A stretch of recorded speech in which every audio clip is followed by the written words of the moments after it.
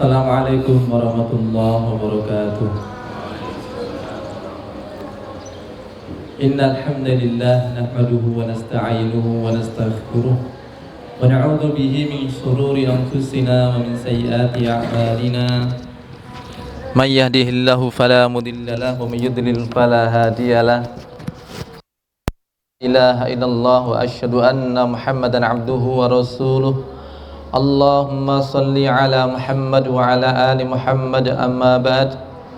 Ayyuhal mu'minun rahimakumullah, usikum wa iyaya nafsi bitaqwallah, faqad fazal muttaqun, haitsu qala ta'ala ya ayyuhalladzina amanu taqullaha haqqa tuqatih wa la tamutunna illa wa antum muslimun. Ya ayyuhalladzina amanu taqullaha wa qulu qawlan sadida yuslih lakum a'malakum wa yaghfir lakum dhunubakum wa may yuti'illaha wa rasulahu faqad faza fawzan 'azima. Muslimin muslimat rahimakumullah, alhamdulillah, puji dan syukur kita panjatkan kehadirat Allah Subhanahu wa taala atas segala limpah nikmat dan karunia-Nya. Allah pertemukan kita di taman surga, di majelis ilmu, di masih waktu yang diberikan oleh Allah SWT, di bulan yang terbaik di antara semua bulan yang ada, yakni di bulan Ramadan. Pada sore hari ini kita akan masih mengkaji kitab Riyadhus Shalihin, dan munasabah dengan waktunya di bulan Ramadan kita masih akan bahas hadis yang berhubungan dengan Ramadan, yakni di bab al-jud wa fi'lul ma'ruf wal iktsaru minal khairi fi syahr Ramadan. Bab tentang berlaku dermawan dan melakukan banyak kebaikan di bulan Ramadan. Wa ziyadah min dzalika fil ashril awakhir minhu, dan ditambah lagi kebaikannya di saat berada di 10 hari terakhir Ramadan. Baik, hadirin yang dimuliakan Allah SWT, hadis pertama dari bab ini,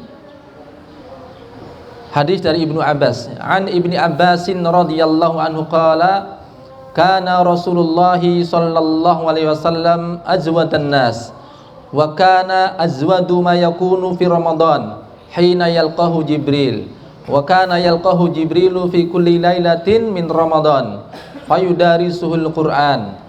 Fala Rasulullah sallallahu alaihi wasallam hina yalqahu Jibril azwadu bil khairi minar rihil mursalah. Muttafaqun alaih. Dari Ibnu Abbas radhiyallahu anhuma berkata, Rasulullah SAW, beliau mengatakan adalah Rasulullah SAW adalah orang yang paling dermawan. Wa kana azwadu ma yakun, dan beliau lebih atau paling dermawannya adalah ketika di bulan Ramadan, hina yalqahu Jibril, ketika Jibril menjumpai beliau. Wa kana yalqahu Jibrilu fi kulli lailatin, dan adalah Jibril menjumpai beliau di setiap malam min Ramadan, di malam-malam Ramadan, fayudarisuhul Quran, dan bersama Rasulullah beliau bertadarus Al-Quran. Fala Rasulullah sallallahu alaihi wasallam, sungguh Rasulullah sallallahu alaihi wasallam hina yalqahu Jibril, ketika Jibril menjumpai beliau, azbatu bil khair, beliau adalah orang yang sangat dermawan dalam kebaikan, minarihil mursalah, lebih dermawan dari angin yang berhembus. Muttafaqun alaih, hadis muttafaqun alaih, disepakati oleh Bukhari dan Muslim. Hadis ini diriwayatkan oleh Ibnu Abbas, maksudnya adalah Abdullah bin Abbas. Beliau kunyahnya adalah Abul Abbas. Jadi bapaknya namanya Abbas, anaknya namanya juga Abbas.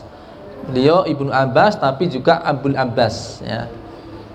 Dan begini, di antara dulu mereka ketika mengingatkan tentang keutamaan leluhurnya, bapaknya, maka menggunakan nama anaknya sebagaimana nama bapaknya, ya. Abdullah bin Abbas radhiyallahu anhuma, semoga Allah meridhai keduanya, karena dua-duanya adalah sahabat. Abdullah seorang sahabat, bapaknya Abdullah yakni Abbas, ya, Abbas bin Abdul Muthalib, beliau juga seorang sahabat, sehingga doa yang pas untuk Ibnu Abbas adalah Abdullah sendiri dan juga Abbasnya, ya. Abdullah itu adalah perawi di sini, ya, dan beliau adalah sangat dikenal keilmuannya.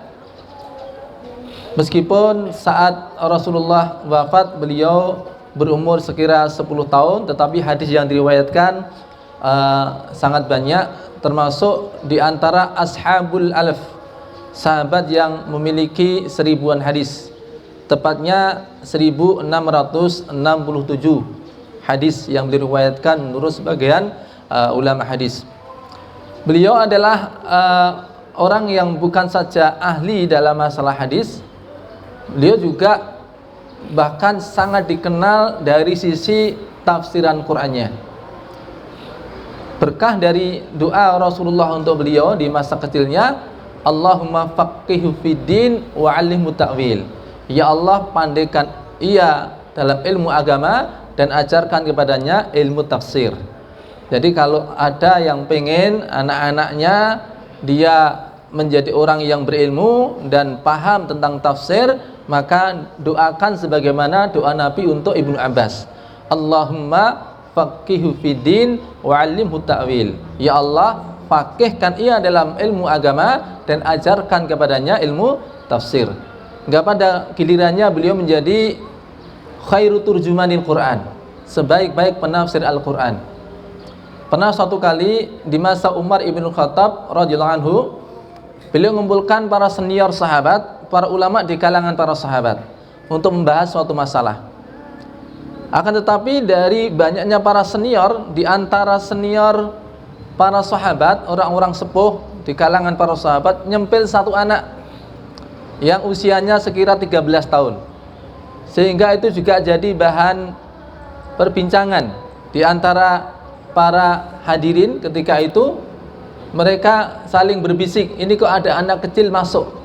Ini majelisnya orang-orang gede, majelisnya para kibar, ya, para senior di kalangan ulama sahabat, ya. Kalau anak seumuran gitu saya juga punya, tapi saya tidak ajak dia, ya. Hingga kemudian Umar ibn Khattab selaku yang mengundang ketika itu hendak menunjukkan alasan kenapa ini anak juga termasuk bagian yang diundang. Padahal itu undangan untuk para ulama di kalangan kibarus sahabah. Nah, ketika itu beliau bertanya kepada para sahabat, para kibar, para ulama senior, ma ra'yukum fi qaulillahi ta'ala idza jaa'a nasrullahi wal fath. Bagaimana pendapat kalian tentang firman Allah Ta'ala idza jaa'a nasrullahi wal fath, tentang tafsiran dari surat tersebut. Nah, kemudian para sahabat masing-masing berpendapat, ya, dengan pendapat yang bukan salah, tetap saja benar, ya, itu adalah pemahaman yang pas. Akan tetapi setelah sekian banyak para sahabat berpendapat, kemudian juga ada di antara mereka diam, terakhir beliau bertanya kepada Ibnu Abbas. Beliau mengatakan, ma ra'yuka ya Ibnu Abbas, bagaimana pendapat kamu wahai Ibnu Abbas? Sengaja ini Ibnu Abbas ini diletakkan di paling akhir, ya, untuk menunjukkan apa? Kecerdasan dia. Ibnu Abbas ini pasti masih punya jawaban yang lain yang belum ada jawabannya di kalangan para sahabat-sahabat senior tadi, ya. Kalau mungkin itu kita, kalau kamu gimana? Kita paling juga akan bilang apa? Saya sependapat dengan, ya, saya sependapat dengan. Tadi saya mau menyebutkan dua tapi sudah disebut oleh pendahulu saya, kan gitu, ya. Nah, saya sama dengan itu. Tapi Ibnu Abbas punya pendapat yang lain. Bukan berarti yang lain tadi salah, tapi yang namanya tafsiran itu apa yang berhubungan dengan ayat tersebut dan itu masuk dalam penafsiran, nah itu maka para sahabat mereka punya makanya tafsiran itu ada yang sifatnya ikhtilafnya adalah ikhtilaf tanawu, ya, ikhtilaf tanawu, bukan ikhtilaf tadad, bukan ikhtilaf yang itu bertentangan, tapi ikhtilaf yang sifatnya variatif. Orang mengatakan apa itu pedang, ada satu orang mengatakan itu adalah alat perang, ada yang mengatakan itu alat yang terbuat dari besi, ada yang mengatakan itu suatu alat yang panjang sekian sampai sekian, ya. Oh, itu alat yang itu bagian punggungnya tumpul, bagian perutnya tajam, mana punggung mana perutnya, ya. Yang punya perut tumpul pada ngelirik. Punggungnya itu tumpul, perutnya tajam, dan itu semua tidak saling bertentangan. Semua menjelaskan tentang apa itu pedang. Nah, makanya ketika Umar ibn Khattab bertanya kepada Ibnu Abbas, "Ma ra'yuka ya Ibnu Abbas?" Bagaimana pendapatmu Ibnu Abbas tentang ayat ini? Maka kemudian beliau mengatakan, huwa alamatu ajali Muhammad sallallahu alaihi wasallam. Surat itu turun terkait dengan pertanda akan dekatnya ajal Rasulullah sallallahu alaihi wasallam. Jadi kalau sudah pertolongan Allah sudah datang, ya, kemudian orang-orang sudah berbondong-bondong masuk Islam, sudah selesai tugas Rasulullah. Itu pertanda dekatnya ajal Rasulullah. Nah, dengan jawaban Ibnu Abbas, apa yang dikatakan Umar? Ma indi ra'yun illa kama ra'yuk. Ya. Pendapat saya sama dengan pendapatnya Ibnu Abbas. Artinya ini sebagai bentuk takkid, apa yang menjadi jawaban Ibnu Abbas tadi adalah jawaban yang benar. Ya. Dan itu adalah jawaban yang belum disebut oleh sekian banyak kibarus sahabah, sekian banyak para sahabat senior, menunjukkan sisi keutamaan dari Ibnu Abbas. Nah, makanya hadirin yang dimuliakan Allah SWT, Ibnu Abbas ini satu ulama yang masyhur di kalangan para sahabat, meskipun dari sisi umurnya termasuk sigharus sahabah, sahabat junior, ya. Tapi kemudian pada gilirannya menjadi senior di kalangan mereka dalam hal ilmu, utamanya ilmu tafsir.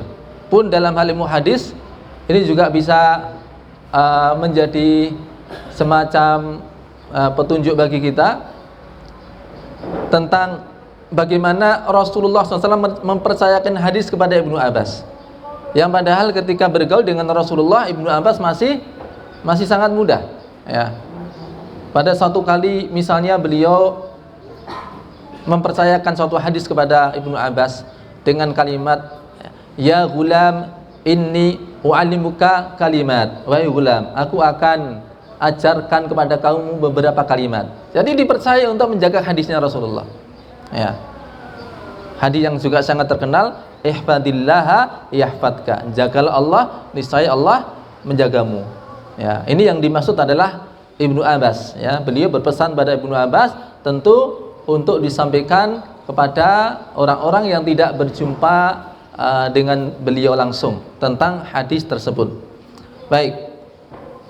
Dari Ibnu Abbas radhiyallahu anhuma berkata, kana Rasulullah sallallahu alaihi wasallam, adalah Rasulullah. Kalau kalimatnya kana itu bukan sesuatu yang dilakukan hanya satu kali dua kali, tapi sudah menjadi karakter, sudah menjadi kebiasaan. Seperti misalnya apa yang Allah firmankan tentang orang yang punya unggulan amal salat malam, kanu qalilan minal laili ma yahjaun wa bil ashari hum yastaghfirun. Mereka adalah orang-orang yang sedikit tidurnya di waktu malam. Kalimat kanu, ya, karena jamak, ya. Kalau personnya kana, itu menunjukkan sesuatu yang sudah menjadi kebiasaan. Bukan orang yang pernah, ya, pernah sedikit tidurnya, ya, pernah melek lama untuk sholat, ya. Tapi kalimat kanu itu menunjukkan sudah menjadi kebiasaan. Nah, begitupun kalimat di sini, kana Rasulullah, adalah Rasulullah sudah terbiasa, ya. Beliau apa? Ajwadan nas, orang yang paling dermawan. Jadi Nabi itu adalah orang yang paling dermawan. Nah, ini kalimat pertamanya, bahwa Rasulullah itu paling dermawan, orang yang sangat dermawan.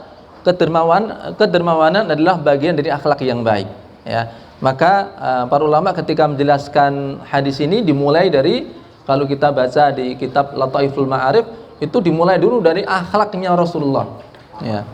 Memang secara umum Nabi itu adalah akhlaknya yang paling baik, dan yang paling mewakili dari semua akhlak Rasulullah adalah hadisnya Aisyah, ya.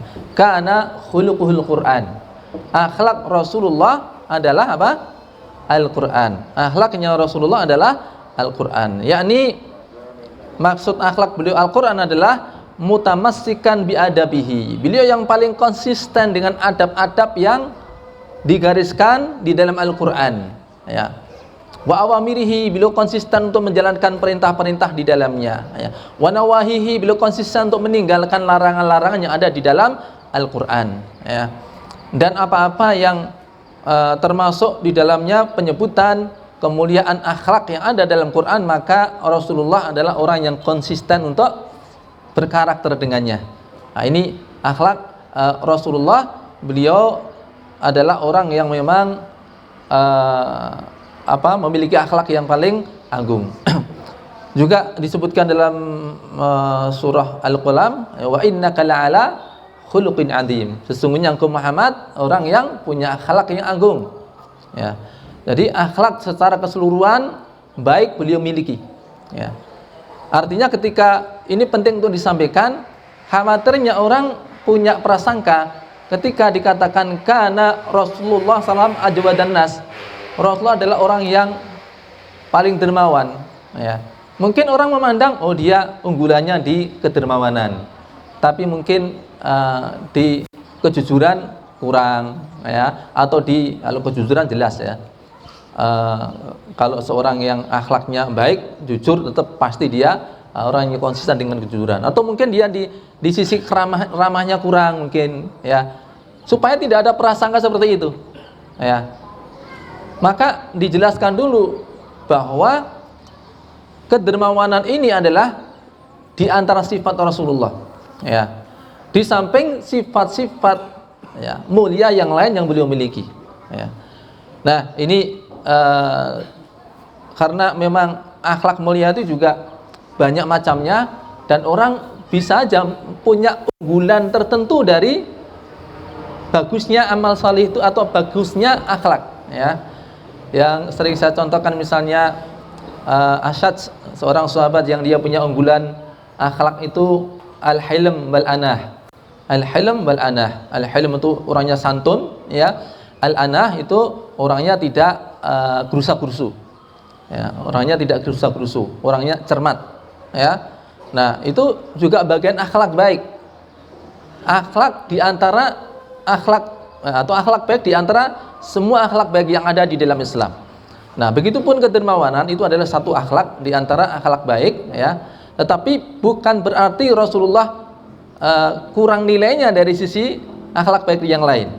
Beliau dalam segala hal memiliki akhlak yang baik, ya. Semua akhlak beliau adalah baik, ya, karena akhlaknya adalah Al-Qur'an. Kana khuluquhul Qur'an, ya. Itu dikatakan sebagai hadis yang paling atau ucapan atau kesaksian yang paling mewakili kepribadian Rasulullah. Karena kalau sudah akhlaknya Quran, orang sudah bayangkan, ya, Al-Qur'an itu bicara tentang akhlak baik itu apa saja, ya. Itu artinya Rasulullah yang paling konsisten untuk mengerjakan akhlak-akhlak tersebut, ya. Baik. Di antara mengatakan tentang hadis ini, jama'a Rasulullah SAW mahasinal akhlak kullaha. Rasulullah itu mengumpulkan semua akhlak yang baik, ya. Wa mahasinus sifat, dan beliau itu terkumpul pada diri beliau sifat-sifat yang baik, ya. Dan sifat yang paling walaysa min kalimatin hiya asma, dan tidak ada satu ungkapan yang lebih mewakili dari kebagusan akhlak Rasulullah dari kalimat yang disifati oleh Ummul Mukminin Aisyah, yakni kana khuluqul Quran. Akhlak beliau adalah Al-Qur'anul Karim, ya. Ini tentang akhlak beliau.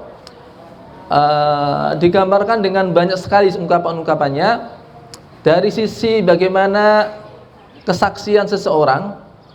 Misalnya Amr bin As, beliau itu dari apa yang diungkapkan tersirat Nabi itu kepada siapa, ya, yang berinteraksi dengannya dengan interaksi yang sangat baik, sampai-sampai masing-masing orang itu merasa menjadi orang yang paling dicintai oleh Rasulullah, ya.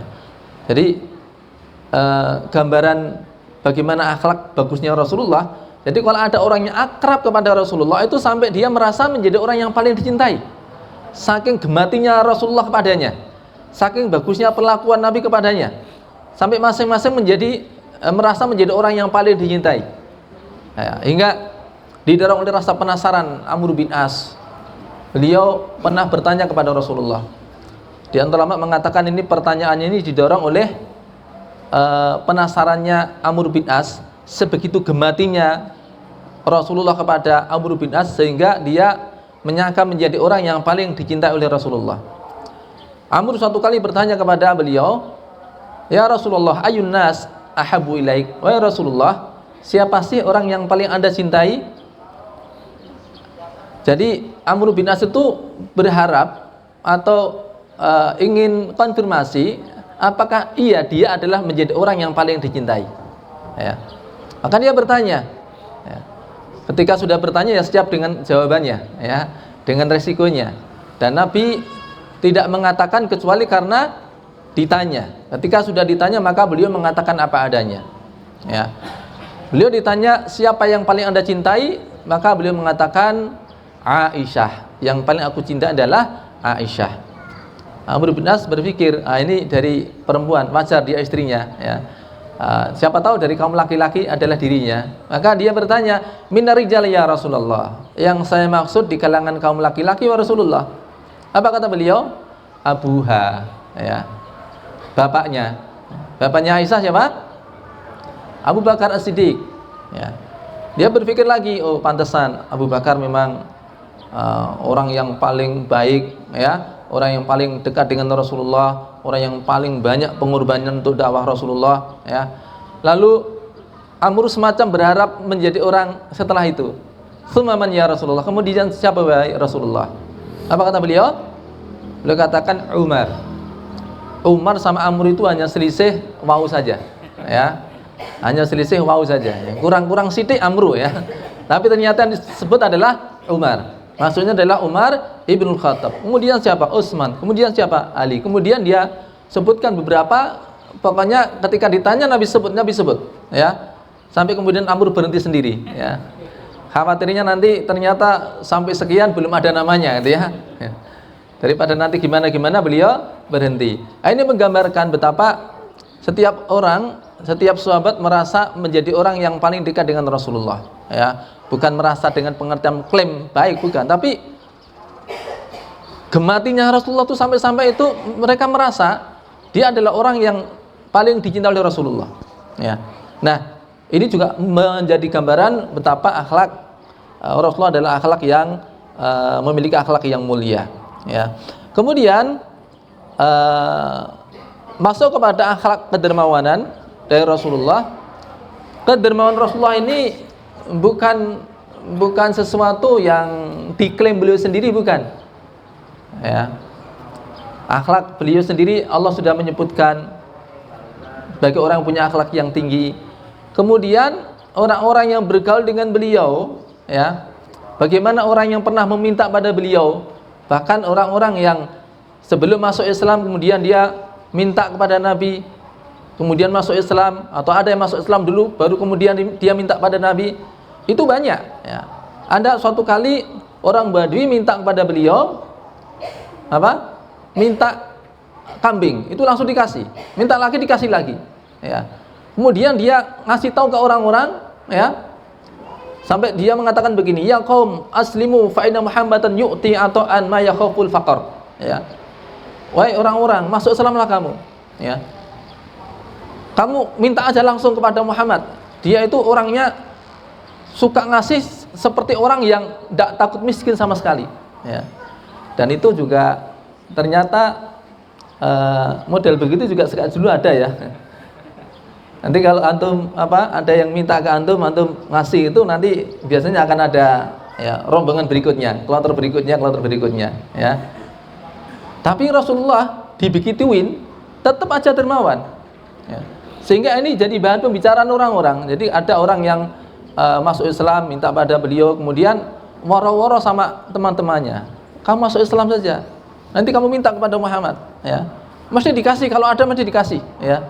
Dia orangnya nyah-nyoh, asal ada dikasih.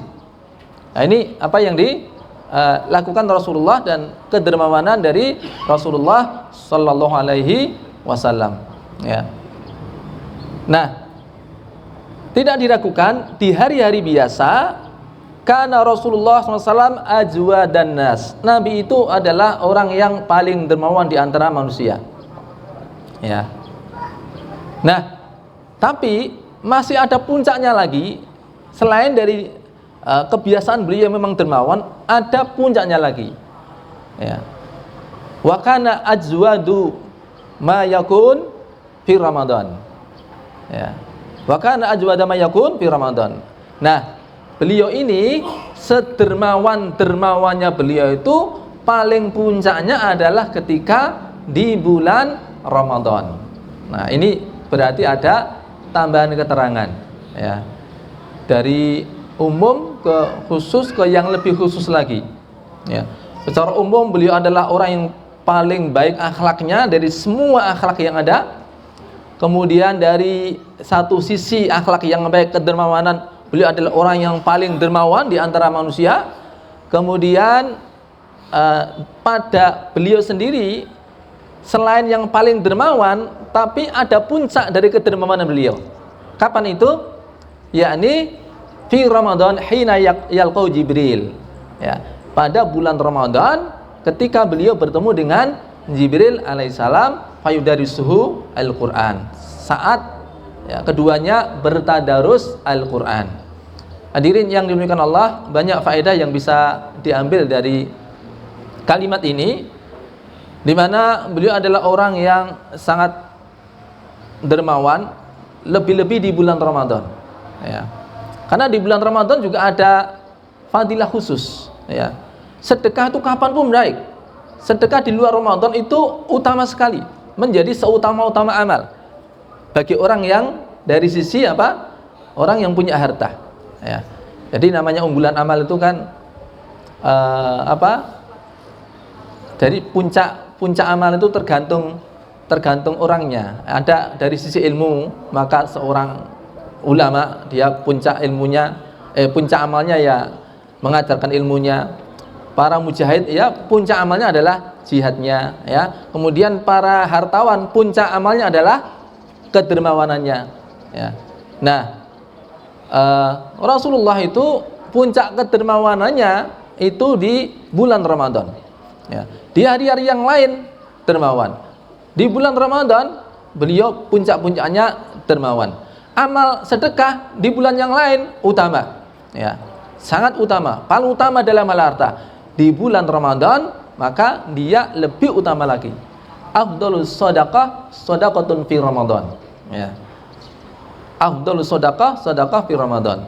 Seutama-utama sedekah adalah sedekah di bulan Ramadan. Ini menunjukkan dari sisi waktunya, ya. Kan ada kadang dari sisi barangnya, jenisnya, ya. Kadang dari sisi kondisi orang yang bersedekah, kadang disebutkan waktunya, ya. Kondisi orang yang bersedekah itu misalnya Nabi pernah ditanya tentang seutama-utama sedekah, beliau menjawab antusaddiqu antasaddaqa wa huwa sahihun, ya. Orang yang bersedekah pada saat dia dalam keadaan sehat, ya. Dalam keadaan sahih, lagi sahih itu lagi sayang-sayangnya sama harta, ya. Nek bahasane saiki sugih anyaran, ya. Wong sugih anyaran atau wong sugih dadaan, ya. Pada saat dia itu juga takut fakir dan ingin kaya, ya. Itulah seutama-utama sedekah dari sisi kondisi orang yang bersedekah pada saat sehat, ya. Kenapa pada saat sehat? Karena itu saat dimana dia bisa menikmati kekayaannya, ya. Nek pas lorong ngono nyah-nyoh biasa. Kenapa? Wong ya dhewe rasake, ya. Ada makannya udah suka kono. Kenapa? Makan enak dikasihkan orang, ya. Karena dia sendiri tidak bisa ngerasain enak, ya. Ngapa aku ngerasa enak kene wong ora apa-apa, ya. Nah, justru pas dia lagi kemaruk-kemaruknya, ya, apa namanya? Wong lagi semego gitu ya. Pas lagi semego kalau dikasihkan orang, nah itu ya. Dia dalam keadaan sahih itu maknanya sehat ya. Sahih pada saat dia lagi pengen, lagi sayang-sayangnya sama harta ya, lagi seneng-senengnya sugih dan lagi takut-takutnya miskin ya. Nah, itu dari sisi kondisi. Adapun dari sisi zaman ya, dari sisi waktunya, maka yakni waktu Ramadan itu adalah waktu di mana sedekah itu menjadi paling utama ya, menjadi paling utama. Sebagaimana kita juga tahu ada juga tempat-tempat tertentu menjadi tempat yang paling utama untuk menjalankan suatu ibadah ya, punya fadilah khusus ya. Misalnya Mekah, misalnya Madinah, di mana Masjid Nabawi itu sholat di dalamnya 1000 kali lipat dibanding sholat di tempat yang lain. Di Mekah Al-Mukarramah ya, itu 100.000 kali lipat dibandingkan dengan sholat di tempat yang lain. Maka di samping ada tempat-tempat istimewa untuk beramal dengan amal tertentu, pun ada juga waktu ya, yang paling baik, paling utama untuk melakukan amal-amal tertentu. Dan uniknya anugerah Allah SWT, bulan Ramadan itu segalanya utama untuk segala jenis amal. Paling utama untuk segala jenis amal itu di bulan Ramadan.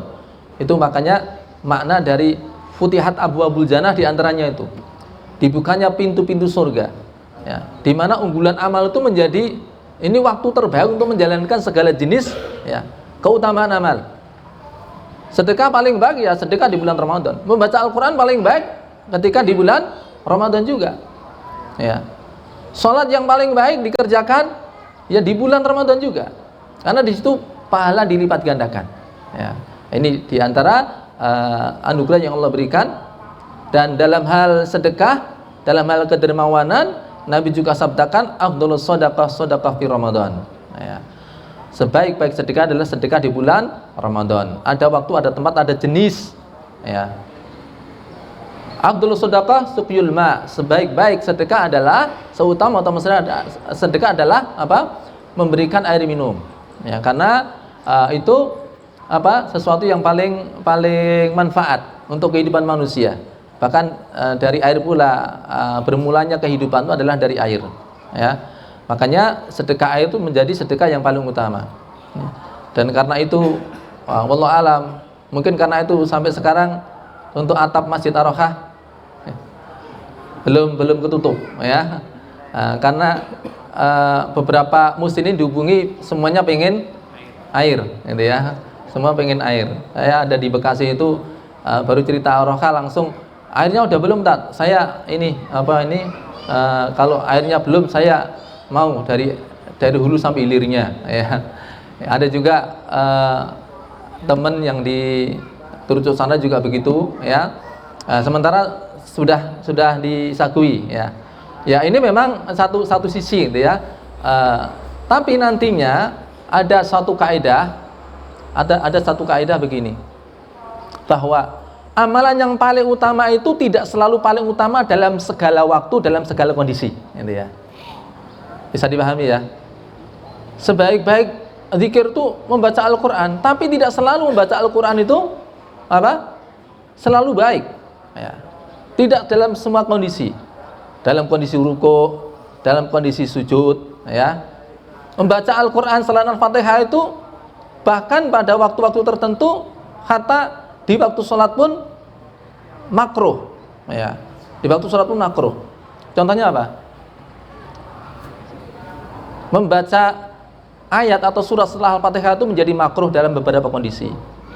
Contohnya dalam kondisi apa? Sholat jenazah ya. Sholat jenazah itu hanya Al-Fatihah saja ya. Sholat jenazah hanya Al-Fatihah saja. Apa lagi?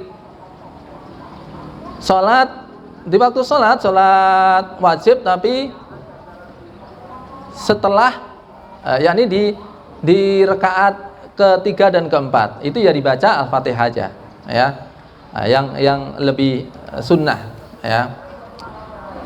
kecuali ada beberapa kondisi. Akan tetapi ala kulli hal, suatu kaidah adalah bahwa amalan yang paling utama itu tidak selalu paling utama dalam segala kondisi, ya. Ada kondisi-kondisi di mana dia tidak menjadi paling utama. Membaca Al-Quran misalnya bahkan dilarang ketika berada di toilet. Antum dilarang di toilet membaca Al-Quran, padahal dia adalah sebaik-baik zikir, ya.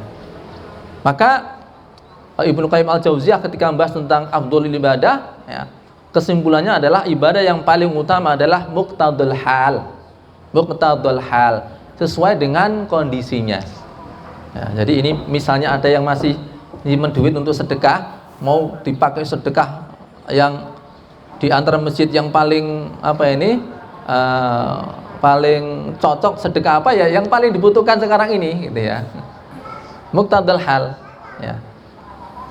Ya, ketika air sudah ada yang bersedekah, ya, masa memaksain air, ya. Atau kemudian mending tidak sedekah, kan kurang pas, ya. Yang paling pas apa? Muqtadul hal, sesuai dengan kebutuhannya, sesuai dengan kondisinya, ya. Jadi misalnya ada yang masih nyimpen ini, ya, mau dipakai untuk yang paling utama, ya. Kalau dari sisi untuk pembangunan Masjid Tarokhah, sekarang yang paling utama apa? Yang belum tertutup adalah untuk atapnya, ya. Semoga segera ada yang menutupnya, ya. Baik, hadirin yang dimuliakan Allah SWT, kembali kepada akhlak Rasulullah, bahwa beliau puncak kedermawanannya ada pada bulan Ramadan. Nah, dari bulan Ramadan itu disebutkan lagi, ya, waktunya yang lebih khusus. Hina yalqahu Jibril fayudarisul Quran, yakni ketika beliau dijumpai oleh Jibril alaihissalam, ya, pada saat keduanya tadarus Al-Quran.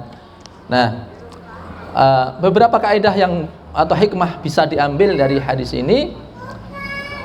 Kapan waktunya Jibril itu mendatangi Rasulullah?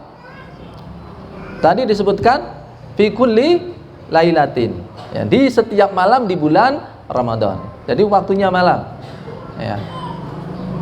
Boleh nanti siapa yang mau nunggu malam hari untuk bersedekah, ya, nutup ini, walaupun nanti nutup atapnya itu enggak harus malam, ya, tapi sedekahnya waktu malam juga bagus, ya. Ya, mungkin ada yang nunggu malam hari, ya, baru mau sedekah, ya. Jangan hanya naikkan harga BBM aja malam hari, ya. Sedekah malam hari bagus itu, ya. Jangan naikkan BBM, ya. Naikkan sedekah di malam hari itu bagus, ya. Di malam Ramadan, hina yaqul Jibril, ketika Rasulullah itu bertemu dengan siapa? Dengan Jibril alaihissalam.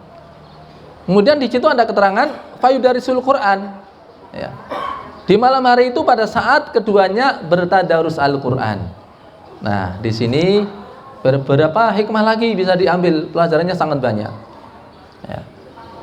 Kalau dilihat dari sisi asar yang paling nyata menurut hadis ini, ya, dari orang yang tadarus Quran adalah muncul kedermawanan, ya. Jadi bertadarus terus nyah-nyoh, ya. Bukan kemudian aku wis tadarus rasa sedekah, bukan begitu, ya. Tapi setelah tadarus kemudian muncul kedermawanan, ya. Ini apa yang bisa diambil hikmahnya dari hadis ini. Nah, selanjutnya akan saya bacakan apa yang dijelaskan oleh Imam Syafi'i yang dinukil oleh Ibnu Rajab Al-Hambali tentang hadis ini, ya. Beliau Ibnu Rajab mengatakan dalam Lataiful Ma'arif, walahu fawaid akhar, qala Syafi'i radhiyallahu anhu. Ada faedah yang lain dari hadis ini, dikatakan oleh Imam Syafi'i radhiyallahu anhu, uhibbu lirrajul aziyadah fil jud fi syahr Ramadan. Beliau mengatakan, saya menyukai, saya respect, ya, kepada orang yang menambah kedermawanannya fi syahri Ramadan, pada bulan Ramadan, ya. Orang itu enggak ingin wis dermawan, ingin wis apa? Wis nyah-nyoh. Tapi, ya, Imam Syafi'i mengatakan saya respect kepada orang yang dia menambah kedermawanannya di bulan Ramadan. Kenapa? Iqtidaan bi Rasulillah sallallahu alaihi wasallam. Sebagai bentuk iqtidanya, yakni keikutannya, dia mengikuti sunnahnya Rasulullah sallallahu alaihi wasallam, wali hajatin nas fih, dan karena banyaknya kebutuhan manusia di waktu itu. Ya, memang satu sisi kalau orangnya longgar kayak raya sugeng belgedu, dia tadarus, kemudian masih banyak lagi yang bisa dia berikan kepada orang, itu seutama-utama kebajikan. Tetapi ada juga orang-orang yang memang benar bisanya memang tadarus, ya. Tidak ada sesuatu yang bisa dia berikan, atau ketika dia bertadarus otomatis dia berkurang waktu kerjanya misalnya, ya. Nah, itu juga bukan sesuatu yang salah. Masing-masing mengambil bagiannya dari keutamaan amal yang bisa diambil, ya. Seperti apa yang beliau katakan di sini, diutamakannya kedermawanan di bulan Ramadan itu diantaranya wali hajatin nas fihi ila masalihihim, karena banyak orang-orang membutuhkan kedermawanan dia. Wali tasaghuli katsiri minhum, karena banyak diantara kaum muslimin yang di bulan Ramadan itu istilahnya tasaghul itu sibuk, ya. Sebagian mereka tuh sibuk dengan siam wassalah an makasibihim, dari bekerja. Artinya dia itu untuk bisa banyak amal itu dia harus mengurangi kerjanya, sehingga pendapatannya berkurang, sehingga bantuan dari orang-orang kaya itu dibutuhkan meskipun mereka tidak minta, ya. Meskipun orang-orang yang fakir, orang-orang yang miskin, yang dia itu pengen banyak amalnya sehingga mengurangi waktu kerjanya dengan konsekuensi berkurang pendapatannya secara materi, ya. Itu membutuhkan luran kedermawanan orang-orang yang punya, ya. Kemudian ini pula yang beliau katakan, wa kata qala al-qadi Abu Ya'la, ini pula yang menjadi pendapat dari al-qadi Abu Ya'la wa ghairuhu, dan juga yang lainnya min ashabina, di kalangan para sahabat kami, maksudnya di kalangan ulama madhab Hambali. Karena ini yang mengatakan adalah Ibnu Rajab Al-Hambali, ya, seorang ulama yang madhabnya Hambali, tapi beliau menukil dari Imam Syafi'i, ya, tentang makna dari hadis ini, ya. Baik, hadirin yang dimuliakan Allah SWT, aidan pun juga wadalal hadis aidan ala istibabi dirasatil Quran fi Ramadan. Hadis ini juga menunjukkan tentang keutamaan atau anjuran mempelajari Al-Quran, dirasatul Quran fi Ramadan, ya. Jadi tadarus itu pada asalnya saling yang satu belajar, yang satu ngajar, ya. Kemudian gantian, ya, saling simak satu dengan yang lain. Bisa juga dimaknai dirasah fil Quran, mempelajari Al-Quran tentang makna yang terkandung di dalam Al-Quran. Ini, ya, ada beberapa yang beliau berikan catatan. Satu, istibabi dirasatul Quran, tentang diutamakannya belajar Al-Quran pada bulan Ramadan, ya. Orang yang belum lancar bacaannya, ini belajar, memperlancar bacaan Qurannya. Orang yang sudah lancar bacaannya, sudah membaca, belajar tentang isinya Al-Quran, ya. Dirasatul Quran di Ramadan. Yang kedua, wal istima' wala dzalika, ya, berkumpul untuk itu, berkumpul untuk belajar Quran, ya. Wa ardul Quran alamanu wa ahfadullahu, ini juga waktu yang paling tepat untuk setoran bacaan kepada orang yang lebih hafal, kepada orang yang lebih bagus bacaannya, ya. Wah, ini masing-masing nanti setoran berarti, ya, setor kepada orang yang lebih bagus hafalannya, ya. Wa fi dalilun ala istibabil iktsar min tilawatil Quran, ya. Hadis ini juga menunjukkan tentang dianjurkannya memperbanyak tilawatul Quran fi syahri Ramadan, pada bulan Ramadan, ya. Makanya di bulan Ramadan disebutkan kalangan para ulama tentang khasnya mereka dalam tilawah Quran. Ya. Imam Syafi'i beliau khatam 2 kali itu ternyata di luar sholat. Ya. Jadi 2 kali khatam dalam 1 hari itu di luar bacaan sholat. Ya. Di luar bacaan sholat itu dua kali khatam, dan beliau pun juga ketika sholat pun juga tulul qiyam, sholatnya juga panjang ya ketika Ramadan. Di luar sholat 2 kali khatam Al-Quran. Ya. Imam Malik rahimahullah, beliau dikenal sebagai imam ahlul hadis. Ya. Memang pegangan beliau itu hadis, artinya dia itu ahli hadis. Ya. Tapi kalau bulan Ramadan beliau tinggalkan berkutat dengan ilmu-ilmu hadis, ya. Termasuk beliau liburkan taklimnya, beliau kemudian fokus dengan Al-Quran. Ya. Beliau mengatakan ini waktunya untuk Al-Quran. Ya. Jadi saya khusnudzon saja, ini yang tidak hadir ini mungkin lagi sibuk dengan Al-Quran. Ya. Ya. Ya, pokoknya golek khusnudzonnya gitu ya. Ya. Nah, kenapa ini tidak diliburkan? Ya, kenapa tidak diliburkan? Saya khawatir kalau ini libur, ya, saya nanti bukan baca Quran tapi ke yang lain itu loh, ya. Maka lebih baik begini, gitu ya. Lebih baik begini, tetap masuk. Ya, mudah-mudahan juga bisa memberi atau termotivasi dengan kajian ini. Saya sendiri juga kemudian antum juga bisa lebih berarti di dalam mengisi waktu-waktu Ramadan, ya. Lalu bukan karena itu memang sebaiknya udah fokus dengan bacaan Al-Quran. Imam Syafi'i ngajinya diperhatikan itu, Imam Malik, ya. Ngajinya libur, alasannya apa? Supaya sibuk dengan Al-Quran, ya.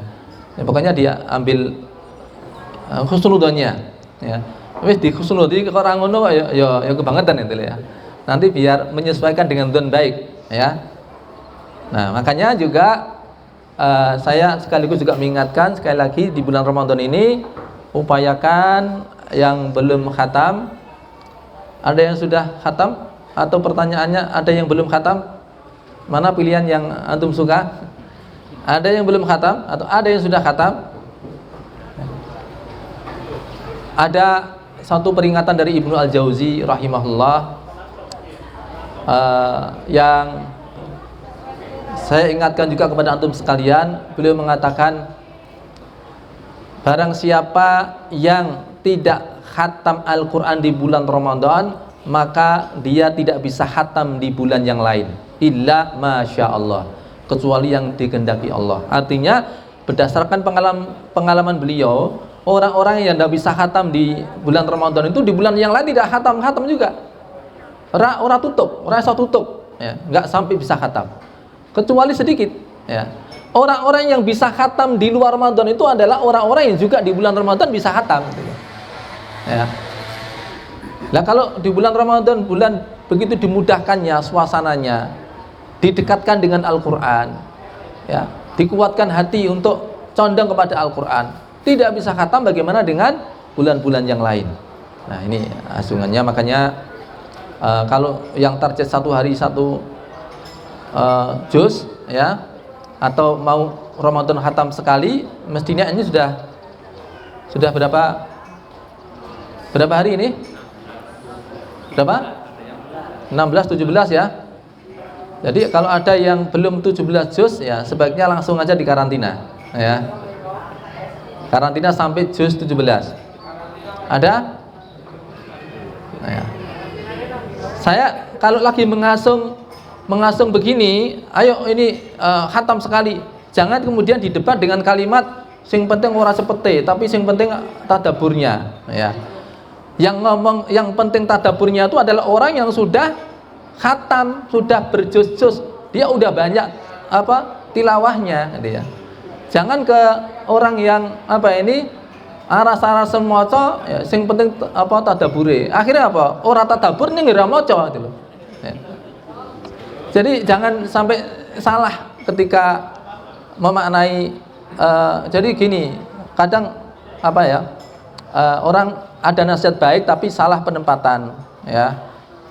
Misalnya orang ngomong begini, yang penting bukan capaian banyaknya hafalannya, ya, tapi tentang bagaimana pemahamannya terhadap Al-Quran, ya. bagus, itu bagus.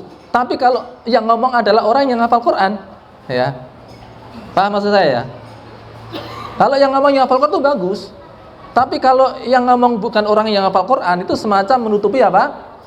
Kelemahan dia. Ya Pak, dunia orang hafal Quran gitu. Artinya itu nasihat-nasihat yang asalnya dari siapa itu juga harus lihat, ya.